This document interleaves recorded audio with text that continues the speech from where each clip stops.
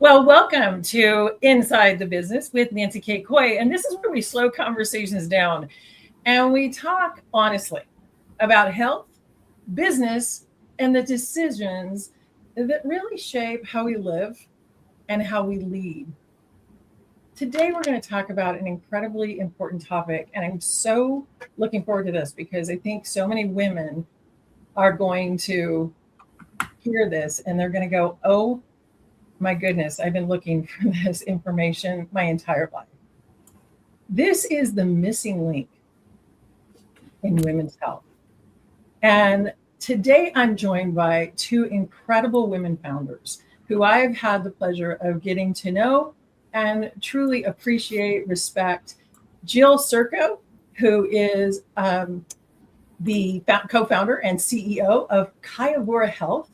And a little fun fact about Jill, she has over 50 houseplants.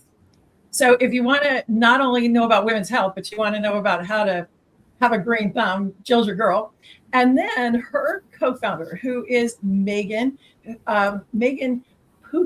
Is that how you say it, Megan? I want to make sure I'm saying that right. Is that right? Pugach? Pugach, yeah. What I thought. And Megan is the co-founder of, and she's the COO of KaiAvora. And a little fun fact about Megan is that she was in a bunch of bowling leagues as a kid. Is that right, Megan? Mm-hmm. I had no idea. Yeah. Wow. So funny. So really, KaiAvora is working at the intersection of oral health and systemic health. And this is where women's health, diagnostics, prevention, and whole body wellness is really impacted. And I love this conversation because most people still think of oral health as just about cleaning their teeth and fresh breath and cavities and gum disease. But Jill and Megan are helping to reframe that conversation. They believe we cannot have a complete picture of our health or who, and really if we're ignoring what is happening in our mouth, which is really the gateway, right, ladies, to the rest of our bodies. And when we start talking about women's health, we're talking about hormones, we're talking about inflammation, microbiome changes, pregnancy, perimenopause, menopause, right? Healthy aging and long-term prevention. And this becomes really a much, much bigger conversation. So today we're going to talk about what KaiAvora is building and why oral health has been left out of the broader healthcare system and what women need to understand about their bodies and what it means to build really a new category in healthcare as women founders. So welcome, Jill and Megan, to the show. And I'm so grateful to have you here today. Thank you so much, Nancy. We're very excited to be here. Well, it's you guys are doing something that is so cutting edge, and how we have missed this for so long just literally blows me away. I mean, and I think so many women are going to be so intrigued by what you gals are saying, because I know every time I talk to you, I walk away from the conversation going, man, I learned something new. So let's start with the name. So tell us about KaiAvora Health and what does the name mean and how'd you come up with it? Why don't you start with us for us, Jill, and let us know, and then Megan, you too. Yeah, actually, Megan, go ahead. I can take that one. So Kai, we'll just break it up. Kai, the first part, stands in many different languages, stands for or means life or restoration. And then Avora, the second part, means light or enlightening. And then finally, aura, oral, as in oral health. So together, we're talking about advancing health through prevention. That's what the name means. And we specifically picked this name that was not limited within dentistry or oral health or any any part of the health, because we are building a new way to think about health. So it's not just a dental company. Which is great, right? And that's fantastic, because obviously, like I just said, right, your mouth is your gateway, right? That's the gateway to every other area of your body. So anything you want to add to that, Jill? I mean, I think that Megan did an excellent job telling about how the name kind of all comes together. I also want to just say personally that the name Kaya, which is the first part of it as well, holds special significance for both of us personally, and is very much kind of the heart behind the company. So yeah, we're very excited. We're very excited about the name and about this And what you're doing, company. what you're bringing to the world, which is fantastic. So for listeners who are just hearing about you for the first time, what is the company solving? Yeah. So I think when Megan says like we're not just a dental company, I want to say we're not a dental company at all. What we're solving for is really a huge, I think, public health crisis in the United States. Mm-hmm. We are. It's very important for dental professionals, especially, to be aware that most people do not understand that there is a connection between your oral health and your overall health. Sure. Lots of people brush their teeth because they don't want to have cavities. That's what we are told, right? As kids, brush your teeth so you don't have cavities. Very few people understand that oral health is way more than just your teeth. And I kind of want to start by open this conversation up by telling the story of the first time that I became aware of this fact, because I think that it can really underscore just how much we assume when we're in this industry that everybody understands this already. And it's really not the case. So Sure. I have a daughter with a disability, and I was transitioning from my academic career into healthcare advocacy. And I was taking this amazing course that was looking at how we talk about care and how we think about multidisciplinary approaches to healthcare across the lifespan of people with neurodevelopmental disabilities. And one of the stories, so we had different focus areas for each class. So we would, and then each group of people working on different cases, right, would bring in different perspectives, like, physical therapy, a nutritionist, someone from pediatrics. Like there'd be a bunch of different specialists working together in this core group of people on a case. And like, the conversation was, how does our different perspectives make a full approach to care, right? Which is what we need to be doing in healthcare. We need to be thinking across disciplines, which is very, very vital to what Megan and I are trying to build. But in this particular lesson, the practitioner that was bringing the case to our attention was a dentist. Mm-hmm. And I remember looking at the syllabus and just being like, what the heck is a dentist doing coming to this class? What is, I just had no idea. Yeah. And this dentist came in and he was kind of like, I bet you guys are all wondering why I'm here. And we were all like, yeah, we are wondering why you're here. And he tells us this, he presents this case to us. So the case was, and I don't remember all the details because I had no idea at the time that this was going to become a big deal in my life story. Yeah. But the basic gist of it is that there was a boy with really significant disabilities who was very, very sick. And he wasn't able to talk. He couldn't say what was hurting, but everyone knew that he was very sick and he had some sort of an infection and nothing was working to resolve it.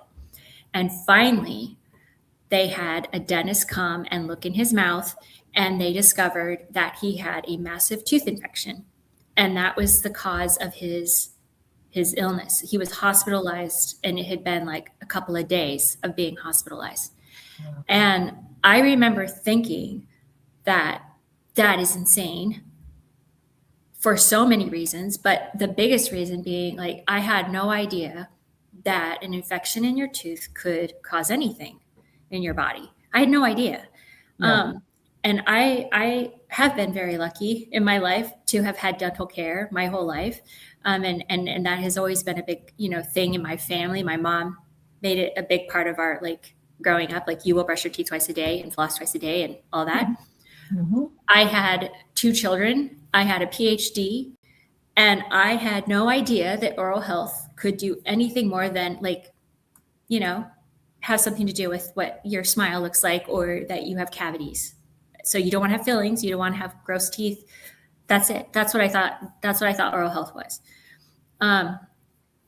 And I say all of this because what we're building is not only like, I think the challenge of what we're building is that we're educating people on the importance of oral health for whole body wellness. Mm-hmm. We're educating people in oral health that people in other fields and the general public and policymakers do not necessarily understand how important oral health is for overall health.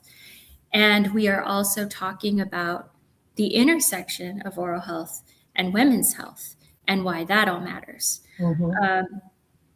So we come from a background, Megan comes from a background in oral health research, and we met at the Forsyth Institute several years ago. And we saw such a huge need to bring better education around the science of oral health to the general public. And thinking about how we do that, we wanted to create an infrastructure that would translate the science of what's happening in the mouth to a personalized health action plan that people could use to think about prevention. Yeah. And that is what we're trying to solve right now. Yeah. Which is fantastic because, like you said, I think a lot of people have no clue. I know I've told my children same thing for years. My mom did the same thing because she was in oral surgery. Mm-hmm. Said to me for years, you brush your teeth every morning, you brush your teeth every night. It's like making my bed. I can't. Mm-hmm. I mean, there would be a fire in my house and I'd still probably stop and make my bed because I'm so, it's what we do, but it's the same thing. And that's why when you guys have talked so much about what you talked about, I've been just blown away because I've told my children for years, you brush your teeth in the morning for the people around you. So, they want to kiss you and hug you. Right. And then, but you brush your teeth at night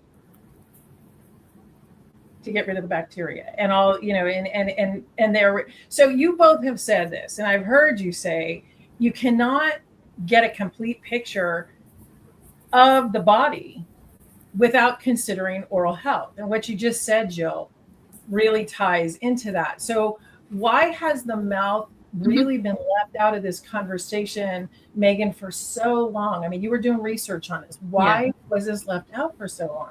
And this is what I find so endlessly frustrating, being in this field, oral care field, is, the decision to separate oral health from overall health was never about the biology. It was, I don't exactly know why. It was a very specific decision to separate the schools, the insurance companies, the records, reimbursement. All of that has been separate for decades.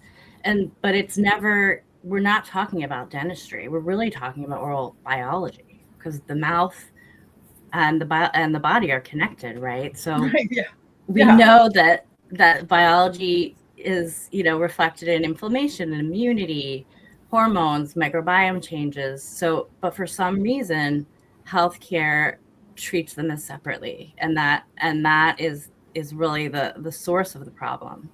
Sure. Yeah. I explain, if you will, Jill, what does oral systemic health really mean in plain language? Yeah, so it's interesting. Last time we talked, Nancy, you were mentioning like oral systemic, explaining the oral systemic connection is important because not everyone is going to hear that and understand what it means. And I realized after you said that, like, you're right. We've been saying this a lot, and we don't know that people understand exactly what systemic means. Systemic means the entire body. It's affecting the entire body. The mouth isn't disconnected, as Megan was saying, from the rest of your body. Your biology doesn't understand that everything is kind of separated right now by professions. It's not, it's interconnected. So if your body changes, your mouth health changes. If your mouth becomes chronically inflamed, the inflammation doesn't necessarily stay in your mouth. If you have an infection in your mouth, that infection can spread to other parts of your body. The two influence each other.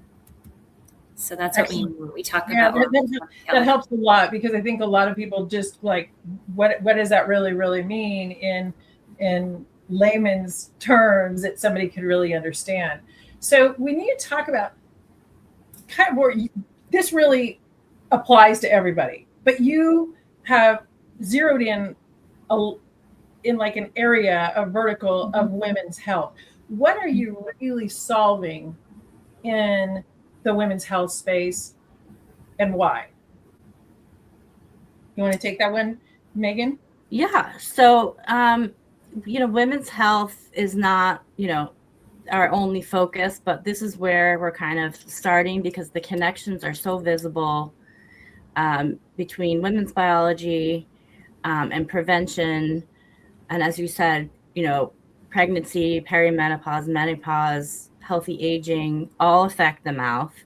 And we can learn a great deal about what's going on in the mouth, about, how all of these impact women's inflammation, metabolic health, cardiovascular health. So you can't really improve health, women's health or otherwise, without improving oral health. Mm-hmm. And, women frequently face an inadequate, inequitable burden within families to make healthcare decisions. And, we want to, support women caring for themselves and their families, their aging parents. But we also want to support, innovation in the space. And something that we're really excited about is salivary diagnostics and the emerging role of salivary screening, and kind of imagining a world where we can monitor hormones and inflammation and biomarkers and, microbiome all through simple saliva tests, and then combine that with, other things going on and allow people to make those connections for themselves and then be able to figure out what they want to do next to take control of their health and improve their health. Which is great, because this is, I think you're so right that women, well, they're the ones that in most cases dictate what happens in the family anyway, as it comes to oral health. They're usually the ones that get the kids to the doctor, or right. But I'm so glad that women are taking the time through your initiatives here to look at the finger pointed back at them and saying, I need to be healthy throughout my entire body. And this isn't just I'm just got my period. This is a lifelong initiative. This affects everything that we do. So Jill, what made you realize as the CEO of this great company that this is really the right entry point for KaiAvora? Yeah, I think this question is really getting at the heart of what's driving our company in a way. We want to make people aware that, so just to step back a minute. For some reason, there's a lessening in our country that Megan pointed to of attention and importance placed on oral health. It's considered something cosmetic. It's considered something elective, right? It's not required as part of health insurance, and people don't necessarily have access to it. Mm-hmm. And one of the questions we want to bring to the table is, what if people knew that oral health impacted disease states that we really worry about? What if they knew that it impacts Alzheimer's, diabetes, cardiovascular disease, cancer? How does that change the conversation? Yeah. And then when we think about women's health specifically, knowing that women are 25% more likely to live with chronic disease, that they have additional, they are more likely to experience autoimmune diseases, that they are also often caretakers, right? There's all these different factors. So while we're starting with women's health, I think it provides a really good opportunity to show a really big outcome in terms of health outcomes to support and think about prevention. We know cardiovascular disease is one of the number one killers of women, right? And it's something that we don't talk about a lot, but oral health is directly related. And thinking about inflammation in the mouth and how it affects the rest of the body can really significantly change outcomes for women in general. So it's not just about reproductive health, although that's definitely part of it. We also can think of the mouth as a mirror to what's happening in the rest of the body. Mm-hmm. We know that when things change in the mouth, something is happening. Like, what is happening? We need to figure that out. But the mouth could be the first place it starts. Yeah. So it's a bidirectional component with your whole body health, and it's also something that can show what's happening in the body sooner. And as Megan said, saliva diagnostics is really starting to come into play. We want to get it into dentist offices. We want it to be, it's very easy to access the mouth. It's very easy to access saliva. There's a lot of biomarkers in saliva. There's a lot of opportunities for doing diagnostics in a way that doesn't require someone to get their arm pricked, or whatever. So we want to bring all these things out and start talking across silos and thinking about how do we support health? How do we support whole body health? And how do we make healthcare professionals aware of all this amazing innovation that's happening in this space, which is sometimes considered the space of dentistry alone, but shouldn't be. Yeah, what you're saying is so real, because I think we're starting to realize that the mouth again is the gateway for so many issues, but there's practices now that are integrating general medicine with oral health, because this what you guys are just on is just so cutting edge. It's so new. People are starting to say, wait a minute, we should be working together on this. So Megan, you shared that even with your background in oral health and research education, you did not immediately connect some of your own perimenopause related oral changes to hormones. And you shared that with me. And I think it would be great if you could tell that story and what it revealed to you. Yeah, absolutely. I mean, as a, what I thought was well-trained scientist, in the field, I taught dental students. I've conducted research in dentistry for over 25 years. But yet, when I entered perimenopause and started experiencing oral health changes like increased sensitivity, dry mouth, cavities, and I had never had cavities my entire life. I had always had perfect oral health. Always got A+ from my dentist. And I started, thinking I was something I was doing wrong, of course, because, that's what we tend to do, right? Especially women. We blame ourselves, we blame hydration, we blame aging, stress, but I didn't think of hormones. And then suddenly it hit me over the head. I'm like, of course, estrogen and all of the hormones, they're in all of our cells, they're affecting all of our organ systems. They can affect saliva, microbiome, inflammation. So, but these dots were never connected for me. I had to connect them myself, so I don't know how many OBGYNs or dentists are actually asking women about their hormonal state or transitions, right? Or anyone experiencing hormonal transitions, like how that should be factored in. So the part that really stuck with me is this: if someone with my background in this field didn't make the connection, then how are other women going to know? And so, that was a really powerful moment for me, and was also made this kind of entry point in women's health for KaiAvora. Really powerful way to start.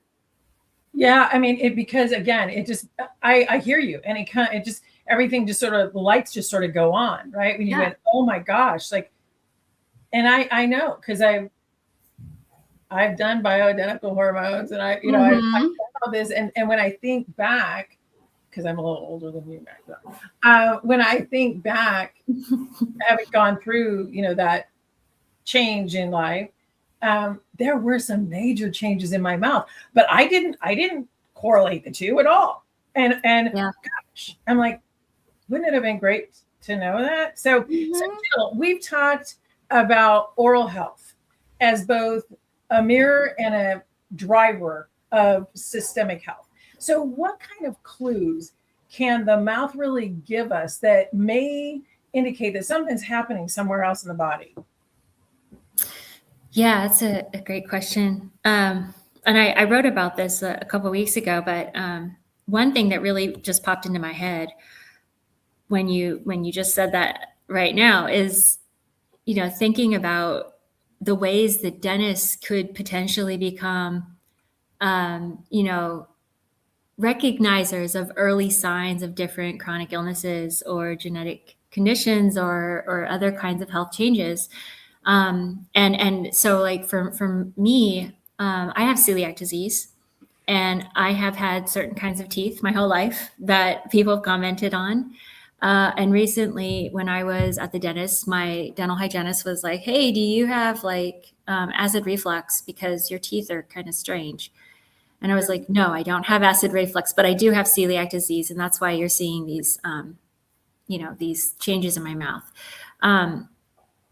These changes were here when I was like very young. And my son has celiac disease, and his mouth is specific. He has had, canker sores constantly throughout his life before he was diagnosed. And his teeth have white spots, and they're very porous and prone to cavities. And all of these things are not his fault. The discoloration is not his fault. And a dentist is a really good, in a really good position to identify things like this. So I think like there are many different conditions where we see signs of it in the mouth way before we see them in other parts of the body. Yeah. And being able to recognize those and be like, "Oh, I know what this is," could give that person an early warning sign to go get it checked out by a specialist. And there's lots of different examples of this. Like we were talking about oral cancer this morning. Megan and I feel very strongly that, dentists should be checking for oral cancer everyone who's going through their office. These are small. There's a small percentage of people who get cancer, but it's very, very deadly if you get it, and treatable if you catch it early. Right. And dentists are a great provider to be keeping their eyes out for that. So, and I love that. I love the continuity of care that we're talking about here, because this really makes a huge, huge difference. If I'm a dentist and I'm starting to see that you have these celiac issues potentially, right? Because I'm seeing like what your hygienist asked you about, that information should probably be related to the patient's general practitioner or absolutely OBGYN. I mean, those are huge issues. And again, what you guys are doing is you're opening up this whole new world. I think that people just have never really, like you said, never connected all the pieces. And you're opening up a world for providers, quite frankly, to expand their ability to refer to one another and do a better job of taking care of their patient.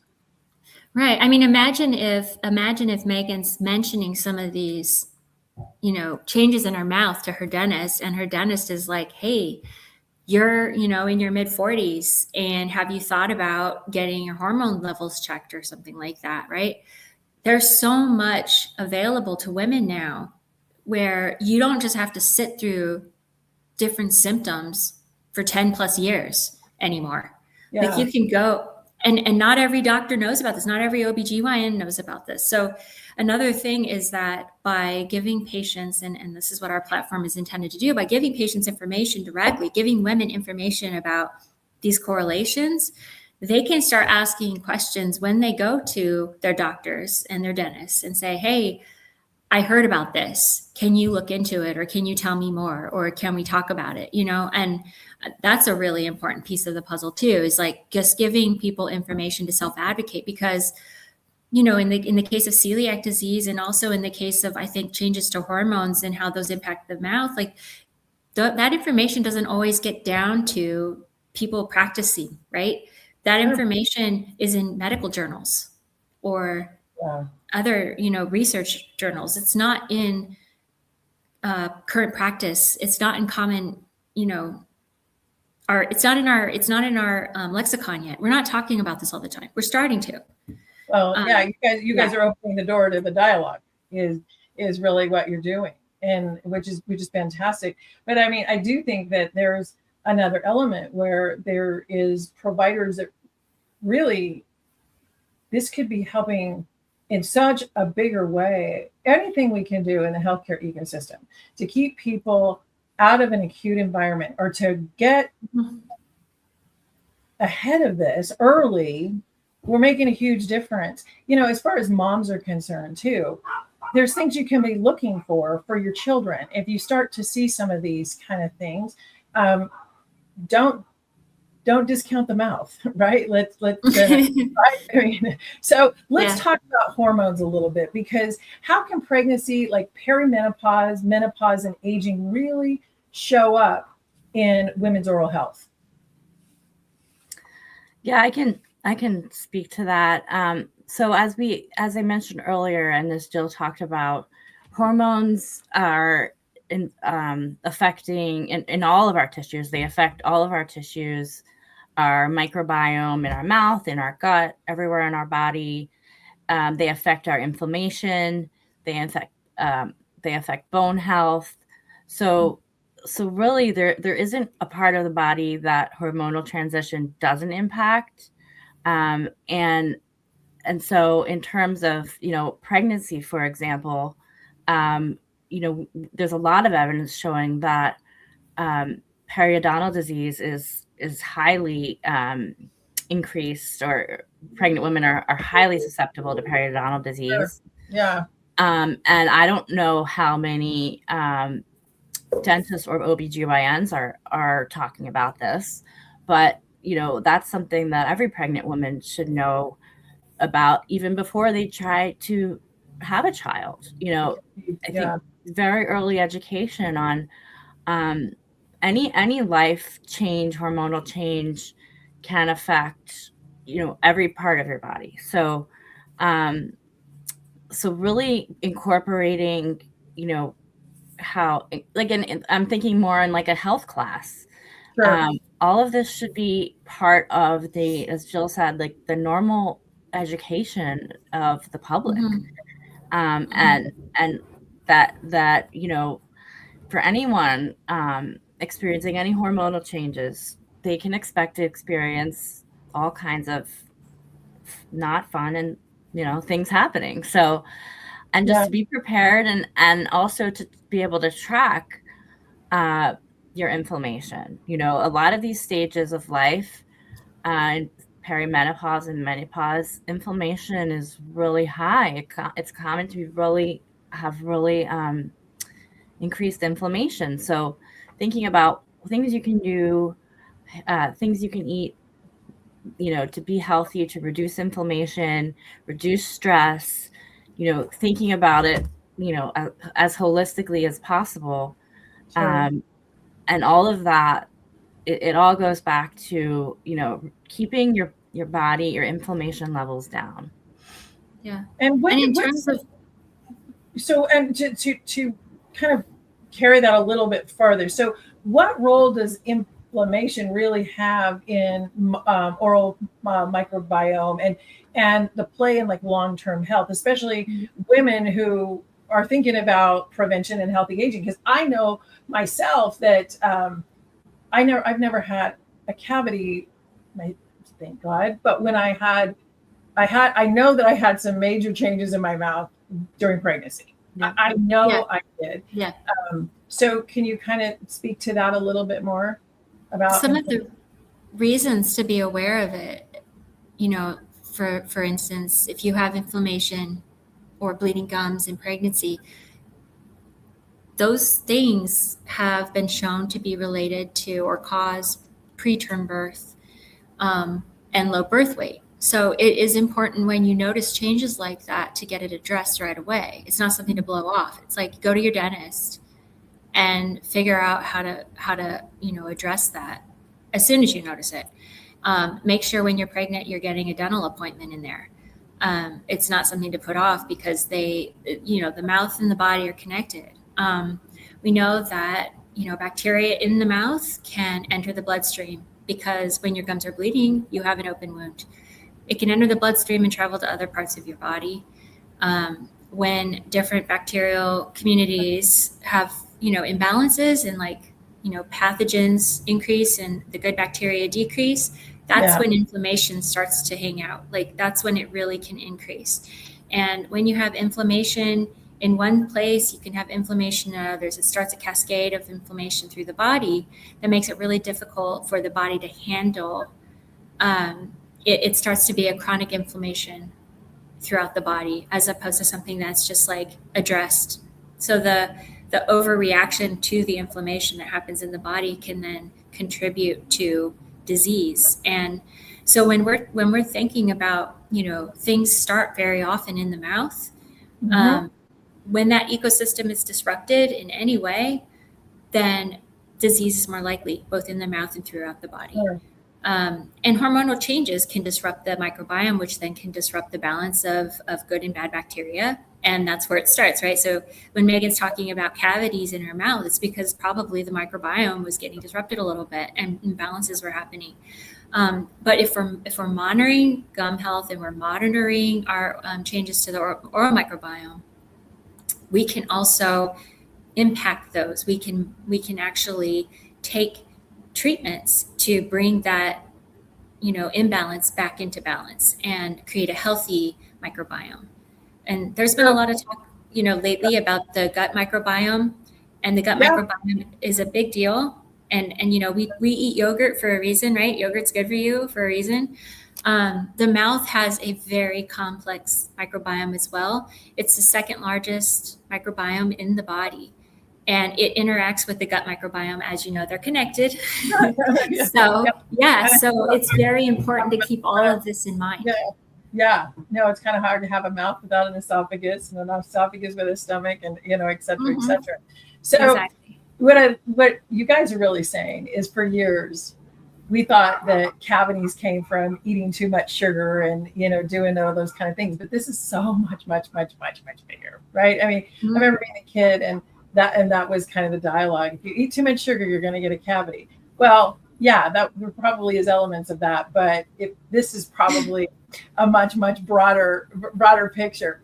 Okay, so tell our listeners, KaiAvora is about ready to launch, right? You guys have put all this incredible time, energy, research into building this model, and you're about ready to hit market. And what does that look like for providers, for interested listeners that say, hey, I'd like to learn more about this? Like, how do they interact with? Our platform is designed to connect the insights that we're gathering from changes we notice in the mouth and the rest of the body, to connect those insights with evidence-based products, diagnostics, education, and continuous engagement, so that prevention becomes an ongoing process that we start as early as possible, rather than something that just happens when you go to the dentist or go to the doctor. So we're thinking about healthy aging and nutrition and exercise and sleep and hormone balance. And we're also thinking about how to prevent inflammation and dysbiosis of the oral microbiome, and how those things can lead to supporting a better health outlook for each of the individuals engaging with the platform. The platform is assessment based and assessment driven, and it allows for personalized care. So we're looking at creating, a set of care and recommendations that really support each individual's health needs and is specific to them, and can provide ongoing monitoring over time to track outcomes and improve health. So if I go onto your platform when you guys get launched and I have the assessment, that assessment theoretically will it's a baseline. Mhm. I can stay with you guys long term, and this is tracking what's going on, and that is information that I can take to my doctor, I can take it to my dentist, so that we really can be monitoring. We want you to take it to your provider. Absolutely. Yeah. Yeah. That's what I was thinking, is that you would want to take it to the provider, so that, and ladies, those of you who are thinking about conceiving, or like you said, like, get ahead of this, because this is really, really important. So ladies, before I let you go, what do you want every woman listening to understand about her mouth, her body, and her long-term health? And I'd love you both to answer that question. Okay. So Megan, why don't you go? I can start. I think the biggest thing is you're not alone. You don't have to suffer. There are solutions to your symptoms, and there are many people that care and want to help. There are resources out there for you. We can connect you to products and services that can help you. And we are starting a movement, which Jill is going to tell you about. So we are most excited about this, and I think, you know, one of the exciting things is that we've already started. You know, in our current digital age, we can connect with people all over the globe, and we have. There are people all over the globe thinking about these problems, who are working on these problems in different ways in their communities. And we've already started reaching out to them and asking them to join our new Facebook group. It's for women and anyone experiencing hormonal transitions, or supporting women who are experiencing hormonal transitions, and who want to have more information that, you know, is research and evidence-based. We want to connect the dots for women's health, and that means including oral biology and its connection to women's health. We don't want to have separate conversations. We want to talk about it as a you know, a whole body approach to care, and we want to empower women with that science-backed education, so they can have meaningful conversations with their providers and tools to understand their health and access good health across every stage of life.